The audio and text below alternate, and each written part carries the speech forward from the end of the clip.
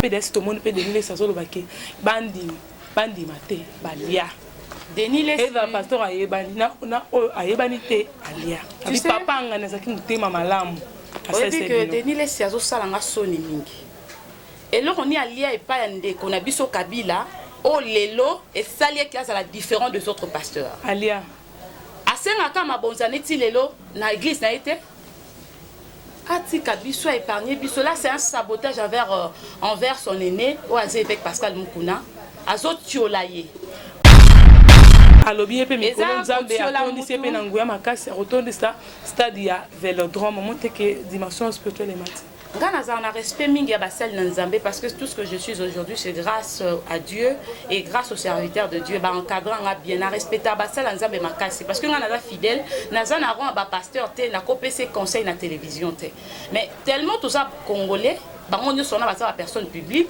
donc il faut ka to lobela yango o lobi bolia combien aussi ici les lopas yande ko pasteur wana et c'est décevant pourquoi na église de réveil bomoko ezate tandis que na église catholique bazaka uni yango moni ezala intouchable moya o ka église catholique na mboka na biso mamba banyamunyam pona ni baza ba majeur ba kola na esprit d'une manière spirituelle et physique ba kola d'une manière aussi morale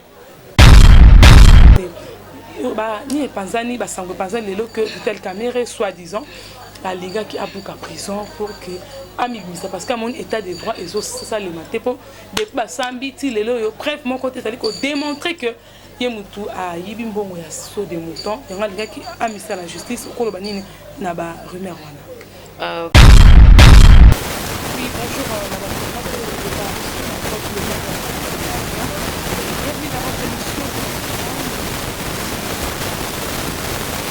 la kamikaze de la presse, quand on a vu ce qui est privé il y a l'actualité Zanini les autres sont 20 ans de prison et avec Pascal Mukuna a dédommagé la fille 1 500 000 francs congolais plus 2 ans et plus 2 mois en prison makala. Na rolinga le sujet on a mon côté une politicienne Clara Kalombo Azali présidente sectionnaire dans la commune ya Bandalungwa où il y a parti à Jean-Claude Fuma. Sorola likambo avec mukuna peto kolobela lelo yo ndenge justice na biso et biko rejeter nini proposition ya Jean-Marc Kaboul lelo balobi ke azali susu premier vice-président de l'Assemblée nationale peto koloba nini pe après ça suma kanise ndenge ba biko rétablir muninga mwasi lokola yenene kulu kokoma présidente ya parti AFDC et déjà là on a la permission caméraman nanga afungola la biso caméra pour que tous soient invités na biso tous andé lelo na plateau ya corps de grand et bonjour madame Clara. Oui, bonjour Martial Ombia, bonjour à tout le monde qui est bon cher Sénat moment. À ce qui concerne ma petite présentation, je suis journaliste de formation, licenciée en communication des organisations et puis présidente sectionnaire au sein du parti MPCR de l'honorable Jean-Claude Bombaluzamba et merci infiniment pour votre confiance. Ah oui, nous assure que l'internet va suivre sur Banca TV. Pour comprendre, invité aux années les na plateau à cours de grand. Je profite pour saluer notre sponsor. Je salue aussi José Yaï depuis France. C'est les profits, une citation spéciale à toi. C'est les profits pour le meilleur de tous les temps. Tout le monde, l'actualité se battre record. 20 ans de prison avec Pascal Mukuna. Lui étant qu'une femme a travaillé dans le ministère de gens et famille, il y a un modèle est-ce que les allants qui vraiment bon analyse sur le dossier. Oui, l'analyse que je peux faire, une lecture que je peux faire aujourd'hui, j'ai des larmes aux yeux. Nous sommes en plein état de droit, comme a prôné le chef de l'État, Félix Antoine Tshisekedi. On est en train de reprocher à l'évêque Pascal Mukuna pour 3 infractions qui sont majeures selon le ministère public, selon la partie civile. Pas reproché Nini sur le viol. Deuxième, détention illégale, illicite de délivrer parcellaire. Il y a Papa Kancha Oazaki, prophète majeur au sein ASICA. Puis Bazali qu'on reproché de même la menace de mort. Tout qui est d'abord tout analysé d'abord du Cameroun. Est-ce que l'investigation est salami comme il se doit ou baza na pension moko vers koto efundi. Pour la simple raison, la machine judiciaire, l'appareil judiciaire est contrôlé par un ministre qui vient du PPRD, qui est du FCC. Alors, Moukouna Azali bête noire. Le ministre de la Justice d'Azali manipulé parce que tout le monde va juger on va dire que parce que nous sommes dans le lingue stengeli, bah moni que la même les commencement à l'obéli, bah katima. Tu sais, quand est-ce qu'on parle de viol? Surtout bito analyser. Je ne suis pas mon tour à sali études et à droit. Mais quand même, n'a passé sous le banc de l'école, je suis une femme intellectuelle. Oh, les lots photos, ça analyse sur ce qui se passe dans notre pays. Oh, les alliés vraiment soni, c'est tellement honteux. Il y a un monde à l'élo, aux baba violé. Donc, il y a d'abord un angle, on va dire que évêque Moukouna a violé Mami Chibola. Oh, Aza plaignante. Mami Chibola en soi, Aza d'abord n'a âge. Quand est-ce qu'on parle de viol? Quand il s'agit de faire de rapports sexuels avec une femme qui n'est pas d'accord, qui est mineure, il y a un viol. Ou soit si elle est majeure, mon bal y a s'est déplacé. Alors, il y a la fille à forcer, il y a viol. Moi, je suis agent de l'État au sein du ministère du Gender, qui est un ministère qui s'occupe de la femme, qui est un ministère de... protéger la famille, ministère du genre, de la famille et de l'enfant. La salle a même livre sur les stratégies de la promotion de la femme. Dans le bilan, on travail dans la fin d'études. J'ai énuméré le viol. Quand est-ce qu'on parle de viol? Il n'y a pas de viol à ce point. Déjà parti à Wana, déjà. Vous condamnez mon tout pour la viol. Au moment où moi, ça a mineur, Azali majeur, beaucoup révolu. Une femme de trentaine d'années. Et puis également, pendant le procès, laissez-moi achever mon idée. Pendant le procès avec Moukouna, autrefois, ça là qui appelle la famille Kancha. Kancha Azanani, Azali prophète majeur. Il y a ACK avec exercer métier à ACK Bandal. Il était aussi le bras droit de l'évêque Cascadou. Tout le monde qui va vidéo, il y a Julienne Kancha. Julie Kancha, à l'état qui n'a pas de document, il y a un livre parcellaire et il y a certificat d'enregistrement le pan na bango ou le bidu pan na bango ezami sa tout ezaka moko pe aloba bango bazo détenir ba document ya parcelle na bango pe pendant le procès on a fait appel il y a un conseiller juridique ya famille Concha il était comme un renseignant lors du procès akenda kiwana a manifesté à Talissi que bisonde nande conseiller juridique na tétina famille Kanda à l'unanimité avec la famille Concha. Il y a des à partir à Wana, par des sont de prison à nuit. Tokei. Moukouna l'avait menacé de mort. Est-ce que vous avez investigué comme il se doit pour nous déduire à la fin qu'on doit le condamner à 2 ans ou à 2 mois de prison, plus 20 ans, comme 22 ans plus 2 mois de prison. Et il doit également au foot à la fille, au dédommager. C'est lamentable. Justement, Moukouna Azali, victime Yanini, Moukouna Azali, victime, parce que à l'obaki au effort, ma vérité, le Bamaka, en bas, il a dit quoi? Je veux que le test ADN, il y a l'ex-président Nabiso, voilà, sénateur à vie, et Salama, entre la sur nous, Azali. Pour dire que Azali, vraiment, moi, nous allons venir, la musée de Laurent de Sénégal. À manifester qui va crime, à extrapoler alors sur la place publique avec beaucoup de courage. Maintenant, et les gens qui m'ont posé en boca, voilà, c'est la vérité, étant que moi, en boca, parce que ça m'a fait besoin de faire en boca. Azali, moi, en boca, Azali, moi, c'est une personne, ou Azali leader, ou Azali a participé par quoi s'il vous plaît, madame Clara. Il y a moi, laissé mon conjoint, voilà, à faire appel. La ministre de la Justice, Azali, nous avons du mal à faire perdre, Azali envers FCC, parce que moi, on n'a pas condamné évêque Moukouna d'une manière qui ne pouvait pas se faire. Donc par là, on a dit que l'état de droit, Azali n'a palpable, c'est un slogan stérile. S'il vous plaît, madame Clara, comme nous parti à moi, c'était de maltraité des bonnes habitudes à est-ce que dans la femme, comme nous sommes une femme là, il n'y a pas que les amis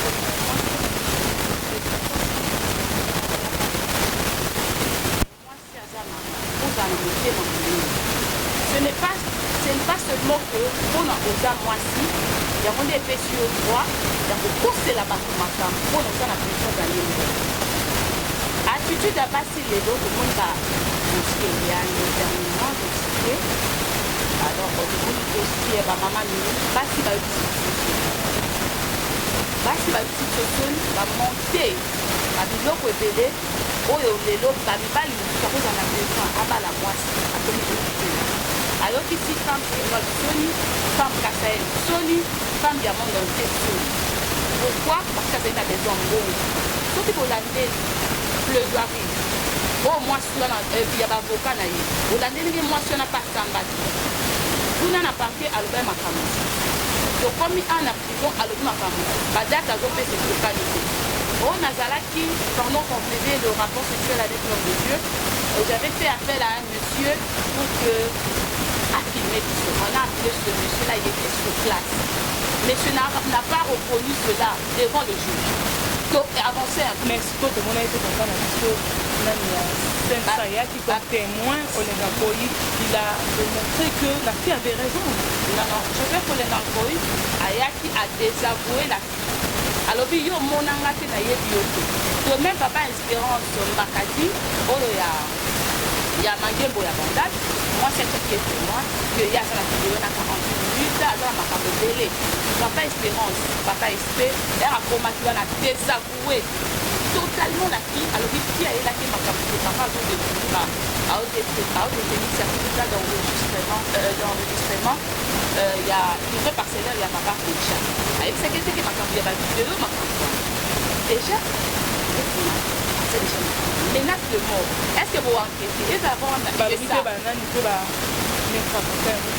Sûrement que le pasteur a une arme dans cette église, tu vois pas que c'est dossier. Comment est-ce que vous pouvez le battre avec Moukina à cause d'une arme?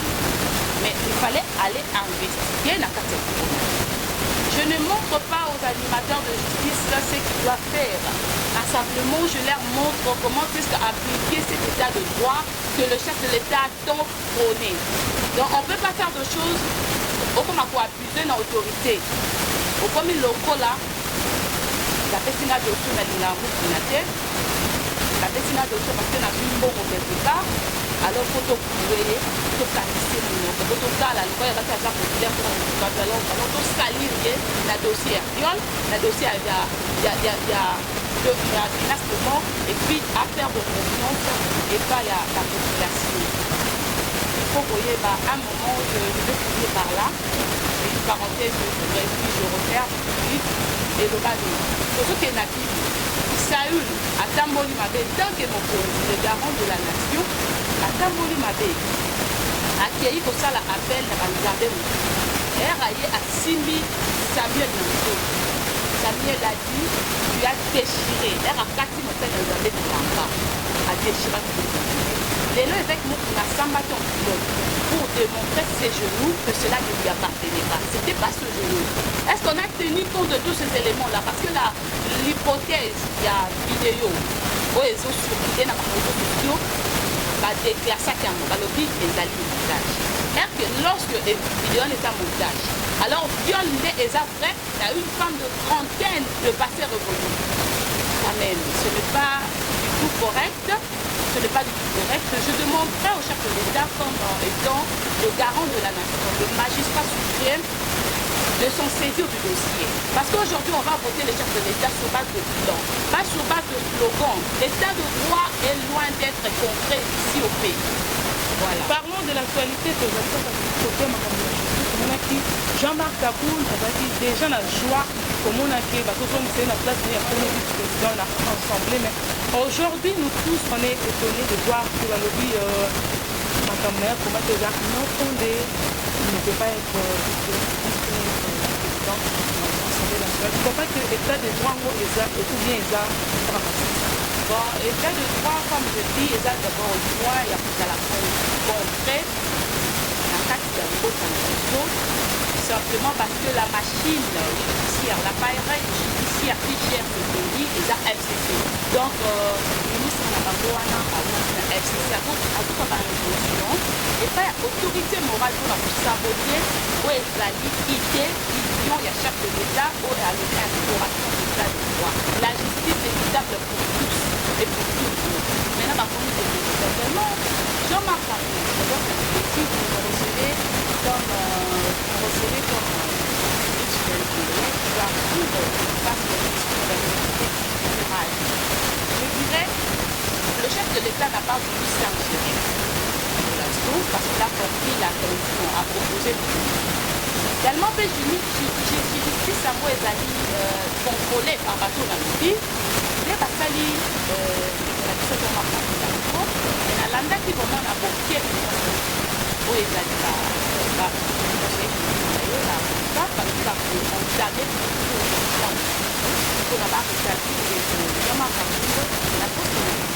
ah oui, non, je sais que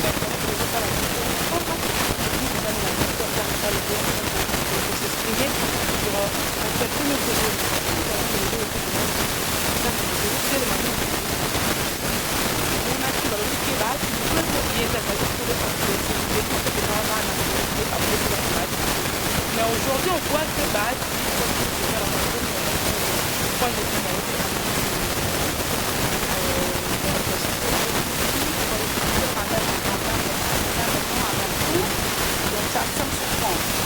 comment est-ce possible la Cour constitutionnelle même dire qu'il s'agit de cette accès de conflit de leadership entre le monde et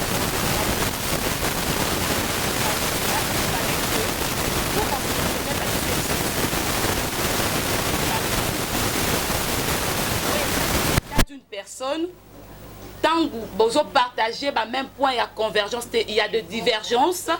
Donc, subalterne, vous reconnaître tes autorités morales, il y a parti de la communauté au Moko Bakotami. Il fallait pas de dissidence, so ko départager bon jamais que problème, il y a leadership. Non, nous tous nous le savons très bien. On le sait très bien que l'AFDC appartient à Bati Lukwebonde bimisi ba ministre lokola ba Mbikai ba Steve Mbikai ba maman ne nkulu bango nyonso bazali konye ba lobi que ezalaki ya yete ezalaki ya bango et bongo siko ba photo nyonso ba téléma ki na tango propagande sina ba internet bozo suivre biso pour comprendre dès que monsieur Zokende Kwana to comment presque à la fin de cette émission. Je profite pour saluer son éminence Abega Lokeni o Azotala biso. Je salue aussi Clara de Bruxelles et Rogal Bambote na Bambote trona papa Fanfan Longa âgé Bambote na yo vraiment madame Clara to contre ka toujours na kambajis balobi que to zonge la maman na dossier à Mukuna balobi que eloko le spécial que papa Mukuna abimate pour na ko baby sa réputation ya ex-président na biso koloba que azala ki mona ya papa akufa kite musée yango balingi ke a démontrer les bango azo ki maloba wana wapi yango de ba kisaki kolo ya plainte aux Izalaki. Est-ce que wapi mabe je ne reconnais pas que quelque part évêque Pascal Mukuna a fingaki mokonzi na biso ya mboka ya kala qui est le sénateur à vie ndeko Joseph Kabila Kabange. Et ça la place mon côté na moni na vidéo to na émission a fingié à déplacer les bamo. Seulement il a manifesté un souci que tout le Congolais bazalaka nango. Tout le monde a papa na biso ya kala mokonzi mboka ya kala, tout le monde a madame na ye. Tout le monde peut ba na Alexa biso, mais tout le monde ka dende connaît papa Zoé ou aza gouverneur, tout le monde peut na dada Jeannette. Mais et bongo à part bango azaka na bande comme sous tête bana papa na ye papa na ye azaki musulman azaki polygame bakoki pe ko lakisa biso bango to biso ko tata kutu na place to appartenant à la province na biso la province biso ezaka ba province ba polygame est-ce que bana on ba maman misusu ba ye bana raté ata bazana kinde kwa 50% mais bazaka bande kote yango ezaki souci ya ndeko na biso évêque Pascal Mukuna na ye ba pe ba demi frère na ye ba demi sœur na ye ala so na TV ba noko azana ba noko te azana ba tante te tulingi pe mokonza wala penda ezaki souci ya ndeko na biso Mukuna ala kisa bango bandeko ma finga qui était pourquoi le chef de l'État yakala ndeko na biso Joseph Kabila Kabange azako son charné na yango c'est qu'il y a Anguille sur roche pourquoi ekotike yo makasi bon ezangisio kimia et comme il na moment yo funda muninga parce qu'il y a dénoncé parce qu'il y a un mouvement éveil patriotique éveil à conscience il y a congolais à se prendre en charge là mais minga non depuis que bakanga ki mama mechibola so qui est comme que ala kisabango place nini o afingaki mokonzi na biso kala papa Kabila ndeko Kabila na ça vraiment totalement dessus parce que ils a fondé ils a fondé parce que avec Mukuna a énuméré et zali ko soyez tellement makasi za ndungu zitende et so soyez tina suka mutema donc à mon élo on y a rosala terre et c'est dit alors to bois que na prison pour nato que de menacer pour nato faire taire pour du bon mais bozo bossa na Congo appartient aux Congolais et bon on n'a pas ceux qui vont se révolter. Et bon, ce qu'on a est-ce qu'on a un jour augmenté pasteur moi un jour à relobater à PDS tout le monde peut donner ça sur le baquet bandi maté balia Denis les et le pasteur a yebani na a yebanité alia tu sais papa ngana zaki mutema malamu c'est que Denis les sazo salanga soni mingi et là on y alia et pas ndé qu'on a biso Kabila au lelo et salier qui a la différence des autres pasteurs alia asengaka mabonzane ti lelo na église na été atika biso épargné biso là c'est un sabotage envers son aîné au avec Pascal Mukuna azo tiolaye alobi pe mikolo nzambe atondisi pe na nguya makasi rotondisa stade ya Vélodrome monte que dimension spirituelle et mati Ngana za na respect mingi ya basel na nzambe parce que tout ce que je suis aujourd'hui c'est grâce à Dieu et grâce aux serviteurs de Dieu ba encadrant nga bien na respecter basel na nzambe makasi parce que ngana za fidèle na za na ron ba pasteur te na kopese conseil na télévision te mais tellement tout ça congolais ba ngonyo sona ba sa personne publique donc il faut ka to lobela yango o lobi bolia combien o ici les lopas yande ko pasteur wana et c'est décevant pourquoi na église de réveil bon mon ko ezate tandis que na église catholique bazaka ini yango moni ezala intouchable moya o ka église catholique na mboka na biso mamba banyamunyam pona ni baza ba majeur ba kola na esprit d'une manière spirituelle et physique ba kola d'une manière aussi morale ba kola ba ebi que likambo to kola bon sur la place publique to kola bon a huis clos to trouver pe solution na pété ba finga ra muninga na si capacité li banga 18 chaku ndeke kosekate adage on est très profond moninga za ne si capable depuis tout ce temps là on l'a quitté on les kaki na ba mission terre o ki ba kangi ye oye pona ko saboter mais ozo bossa na un moment je me rappelle évêque Mukuna a cotisé mbongo na ba ensemble na biso nyonso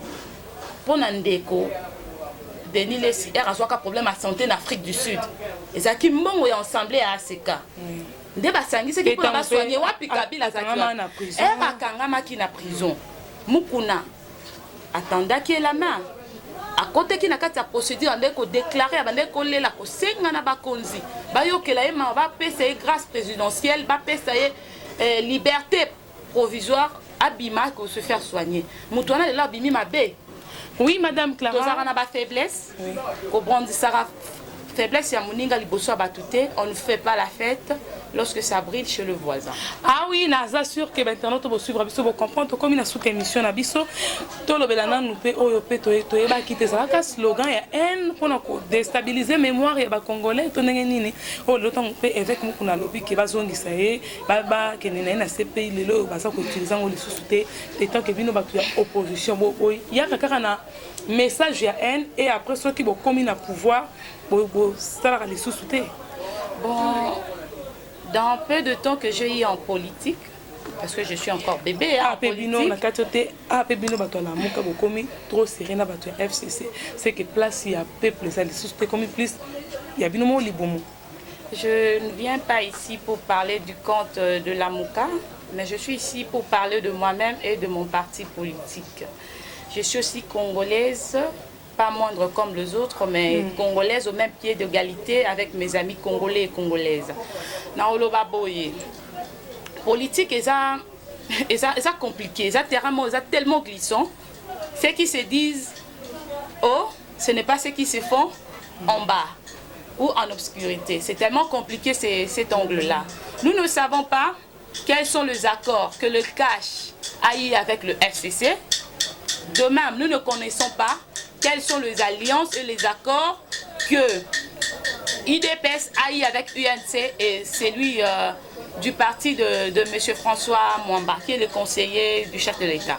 To éviter, encore na bango zaki comment biso tozo subir kaka. Les années tout le monde a un moment au chef na biso akala Laurent Désiré Kabila.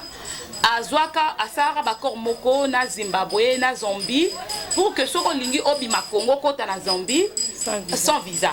Et ça bakor biso to eka ko subir ango. To ebi vraiment bakor on a bon vraiment en détail. Alors pour répondre à la place de gens de l'IDPS ou de l'INC ou du FCC, donc je de réserve, je n'aime pas émettre un point de vue quelconque sur leurs accords que je ne maîtrise pas. Par peur, n'a se compliqué inutilement. Ah oui, je salue à Songongo, au Père Sota, la personne à minute, au vocabulaire, à Songongo, vraiment. Merci vraiment la site Ozaki na caméra pour nous conserver. Tout comme une sous-émission à Bisso, point de vue nayo na procès à caméra le 20 juin aux Oleka. Ndengo Zomone, est-ce qu'à Kobino, il y a 30 ans de prison? Oui, avec complot na Makambango.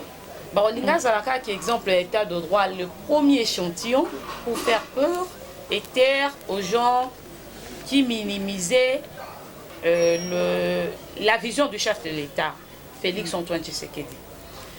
Tout le monde a qui, chapitre par chapitre, épisode par épisode, tout le monde a qui, comment est-ce que Vital Kamerhe a Sambaki, comment est-ce que Batemo Yepe Atangaki, le quoi Bitakuira, le quoi Kangoudia, Pierre Kangoudia, tout le monde a qui, comment est-ce que Sambaki.